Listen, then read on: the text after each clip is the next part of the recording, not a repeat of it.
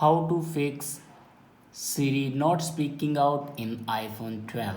So let's start the video. First of all, here you can see the Siri problem. Hey Siri, what is the day? Now here you can see it will give a response but not speak.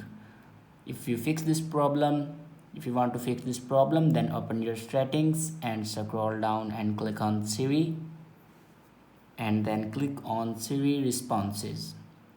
If you select prefer silent responses, then Siri give us a silent responses, not a spoken responses. And if you select prefer spoken responses, then Siri will give us a spoken responses, not a silent responses. Now test it. Hey Siri, what is the day? It's Tuesday, the 29th of April, 2025. Now here you can see it will give us a spoken responses, not a silent responses. I hope this video is helpful for you. Thanks for watching.